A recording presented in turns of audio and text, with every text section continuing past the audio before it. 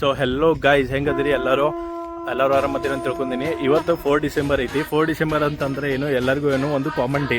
But Maharashtra ಮತ್ತು ಕರ್ನಾಟಕದಲ್ಲಿ ಏನು ಸೆಲೆಬ್ರೇಟ್ ಮಾಡ್ತಾರೆ ಅಂತಂದರೆ ದತ್ತ ಜಯಂತಿ ಸೆಲೆಬ್ರೇಟ್ ಮಾಡ್ತಾರೆ. ಸೊ ನಿಮಗೆಲ್ಲರಿಗೂ ಗೊತ್ತೈತೇನೋ ದತ್ತ ಜಯಂತಿ ಏನಂತಂದ್ರೆ ಏನು. ಸೊ ಒಂದೊಂದೊಂದು ಕಾಲದಲ್ಲಿ ಮಹರ್ಷಿ ಇರ್ತಾರೆ. ಮಹರ್ಷಿ ಏನು ಅತ್ರಿ ಮತ್ತು ಮಾತಾ ಅನುಸೂಯ ಅಂದರೆ ಅವ್ರ ಮಿಸಸ್ ಅವ್ರ ವೈಫ್ ಇರ್ತಾರೆ. ಸೊ ಅವರು ಒಂದು ಸ್ಪಿರಿಚುವಲ್ ಎನ್ಲೈಟೆಡ್ ಇರ್ತಾರೆ. ಸ್ಪಿರಿಚುವಲ್ ಎನ್ಲೈಟೆಡ್ ಅಂತಂದ್ರೆ ಏನು, ಅವ್ರ ಕಡೆ ಅಷ್ಟು ಪವರ್ಫುಲ್ ತಾಕತ್ ಇರ್ತೈತಿ. ಇವ್ರ ತಾಕತ್ತನ್ನು ನಾರದ ಮುನಿಗೆ ಗೊತ್ತಿರ್ತೈತಿ. ಸೊ ಅವ್ರು ಏನು ಮಾಡ್ತಾರೆ, ನಾರದ ಮುನಿ ಅವರು ಒಂದು ಐರನ್ ಬಾಲ್ ರೆಡಿ ಮಾಡ್ತಾರೆ. ಐರನ್ ಬಾಲ್ ರೆಡಿ ಮಾಡ್ಕೊಂಡು ಮಾತಾ ಪಾರ್ವತಿ ಆಯಿತು, ಸರಸ್ವತಿ ಆಯಿತು ಮತ್ತು ಲಕ್ಷ್ಮಿ ಅವ್ರ ಕಡೆ ಆಯಿತು. ಅವ್ರ ಕಡೆ ಹೋಗಿ ಏನು ಹೇಳ್ತಾರೆ, ನನಗೆ ಈ ಐರನ್ ಬಾಲ್ ತಿನ್ನೋದೈತಿ. ಸೊ ಈ ಐರನ್ ಬಾಲ್ ತಿನ್ನೋದೈತೆ ಅಂತಂದ್ರೆ ಅವಾಗ ಏನು ಮಾಡ್ತಾರೆ, ಮಾತಾ ಸರಸ್ವತಿ ಮಾತಾ ಪಾರ್ವತಿ ಇವ್ರ ಕಡೆ ಅದನ್ನ ಐರನ್ ಬಾಲ್ನ ತಿನ್ನುವಂಗೆ ಮಾಡೋಕ್ಕಾಗಂಗಿಲ್ಲ. ಸೊ ಅವಾಗ ಏನು ಮಾಡ್ತಾರೆ, ನಾರದ ಮುನಿ ಹೋಗ್ತಾರೆ ಅನುಸೂಯ ಹತ್ರ. ಅನುಸೂಯ ಅಂದರೆ ಮಾತಾ ಅನುಸೂಯ ವೈಫ್ ಆಫ್ ಮಹರ್ಷಿ ಅತ್ರಿ ಅವ್ರ ಕಡೆ ಹೋಗ್ತಾರೆ. ಸೊ ಅವಾಗ ಏನು ಮಾಡ್ತಾರೆ, ಇದನ್ನ ತಿನ್ಬೇಕಾಗಿತ್ತು ಅಂತ ಅಂದಮೇಲೆ ಅವ್ರು ಏನು ಮಾಡ್ತಾರೆ, ನೀರು ಸಿಡಿಸಿ ಹೇಳ್ತಾರೆ, ಇದನ್ನ ಏನೋ ಒಂದು ಸ್ವೀಟ್ ಬಾಲ್ ಗತೆ ಮಾಡಿ ತಿನ್ನುವಂಗೆ ಮಾಡಿ ಹೇಳ್ತಾರೆ. ಸೊ ಹೇಳಿದ್ಮೇಲೆ ಏನಾಗ್ಬಿಡ್ತೈತಿ, ಇದನ್ನ ಇವ್ರದ್ದು ತಾಕತ್ತು ಇಷ್ಟು ಸ್ಪಿರಿಚುವಲ್ ಎನ್ಲೈಟೆಡ್ ಇರ್ತೈತಂದ್ರೆ ಇದು ಮೂರು ನೋಡಿ ಅವ್ರೇನು ಮಾಡ್ತಾರೆ, ಮಾತಾ ಪಾರ್ವತಿ ಆಯಿತು, ಮಾತಾ ಸರಸ್ವತಿ ಆಯಿತು ಮತ್ತು ಮಾತಾ ಲಕ್ಷ್ಮಿ ಆಯಿತು, ಅವ್ರೇನು ಮಾಡ್ತಾರೆ, ಸಿಟ್ಟು ಬಂದುಬಿಡ್ತೈತಿ. ಅವ್ರು ಸಿಟ್ಟು ಬಂದಮೇಲೆ ಅವ್ರೇನು ಮಾಡ್ತಾರೆ, ನೆಕ್ಸ್ಟ್ ತ್ರಿದೇವಿ ಅಂತಂದ್ರೆ ಲಾರ್ಡ್ ವಿಷ್ಣು ಆಯಿತು, ಲಾರ್ಡ್ ಶಿವ ಆಯಿತು ಮತ್ತು ಲಾರ್ಡ್ ಬ್ರಹ್ಮ ಆಯಿತು. ಇವ್ರು 3 ಮಂದಿನ ಕರ್ಕೊಂಡ್ಬಂದು ನೀವು ಹೋಗಿ ಇವ್ರ ಮನೆಗೆ ಹೋಗಿ ನೀವು ಪರೀಕ್ಷೆ ತೊಗೋಬೇಕು ಅಂತ ಹೇಳ್ತಾರೆ.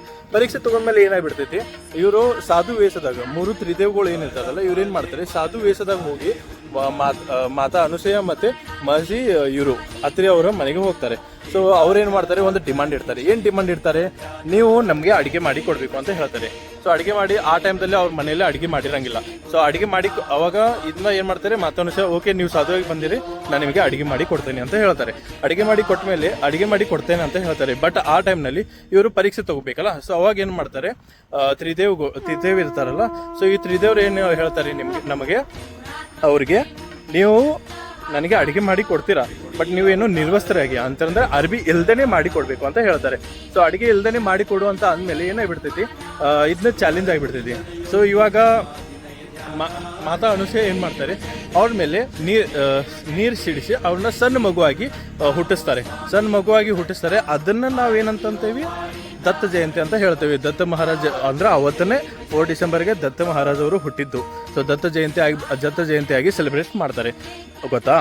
ಸೊ ಅವಾಗ ಏನಾಗ್ಬಿಡ್ತೈತಿ, ದತ್ತ ಮಹಾರಾಜ ಹುಟ್ಟಿದ್ದಕ್ಕೆ ಅವ್ರದ್ದು ಇದು ಎನ್ಲೈಟ್ಮೆಂಟ್ ಹೆಂಗಿರ್ತೈತಿ ಅಂತಂದ್ರೆ ಮೂರು ಶಕ್ತಿ ಇರುತ್ತೆ. ಅಂದರೆ ಜಲ ಆಯಿತು, ವಾಯು ಆಯಿತು, ಅಗ್ನಿ ಆಯಿತು. ಈ ಮೂರು ತಂದು ಒಂದು ಸುಪ್ರೀಂ ಗಾಡ್ ಮತ್ತು ಅವರು ಹುಟ್ಟಿದ ಟೈಮ್ನಲ್ಲಿ ಏನಾಗಿರ್ತೈತಿ, ಅವರು ನಿರ್ವಸ್ತರಾಗಿ ಹುಟ್ಟಿರ್ತಾರಲ್ಲ.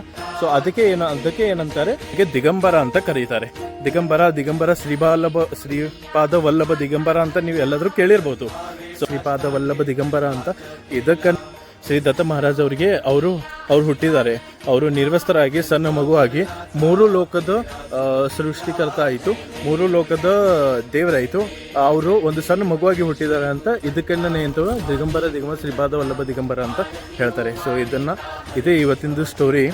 ಸೊ ನೆಕ್ಸ್ಟ್ ವಿಡಿಯೋನಲ್ಲಿ ನಾನು ನಿಮಗೆ ತೋರಿಸ್ತೇನೆ ಒಂದು ತೆಲಂಗಾಣದ ಟಾಲೆಸ್ಟ್ ಸಾಯಿಬಾಬಾ ಸ್ಟ್ಯಾಚು. ಯಾವಾಗಾದ್ರೂ ನೋಡಿದ್ದೀರಿ, ಅದನ್ನು ಎಕ್ಸಾಕ್ಟ್ಲಿ ನಾನು ಹಿಂದಿದೆ, ಅದನ್ನ ನಿಮಗೆ ನಾನು ನೆಕ್ಸ್ಟ್ ವಿಡಿಯೋನಲ್ಲಿ ತೋರಿಸ್ತೀನಿ.